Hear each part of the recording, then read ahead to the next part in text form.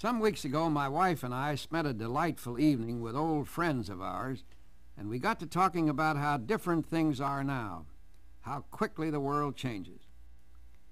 We all agreed that this was a pretty exciting time to live in. Just think, my friend said, 90% of all the men who could be called scientists in the whole history of the world are alive today. My mother often talked about the good old days when streets were lit by gaslight and traveling by train was a great adventure. Nowadays, who has the time to spare for a leisurely trip by train? Indeed, many of our young people have probably never traveled on a train. Their talk is sprinkled with phrases like countdown, docking, rendezvous in space. It's hard to believe that only 50-some-odd years ago, the Wright brothers flew the very first airplane at Kitty Hawk. It seems like ancient history to us now.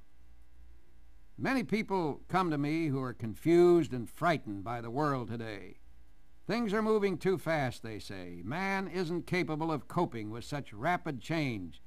Life used to be easier, better. I disagree.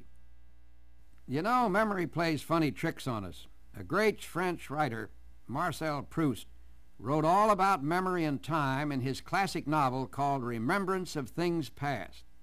In it, Proust shows how each of us remembers the past differently, how we all tend to select those things that are pleasant to remember, how we color disagreeable events so that they don't seem as bad as they really were. Certainly there are many things we can learn from the past. But were they the good old days to women who didn't have the vote, to the people who worked 12 hours a day without a minimum wage, or the thousands of children who were prey to polio and other dread diseases? I know that change can be difficult to accept. As we get older, all too often we tend to get set in our ways. We're more comfortable with the things we know. It's easier to do things as we've always done them.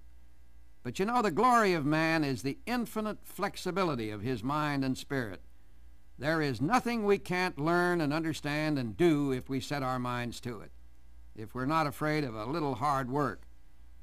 Now, for the first time in the history of the world, mankind has the capacity to eliminate many so-called insoluble problems. With the help of the new technology and recent scientific discoveries, we're beginning to attack the age-old problems of poverty, hunger, and disease. Our children are growing tall and strong. They are healthier and better educated than ever before. Someday soon, these children of ours will be traveling to distant stars and planets, settling the new frontier. Will you have the courage to join them?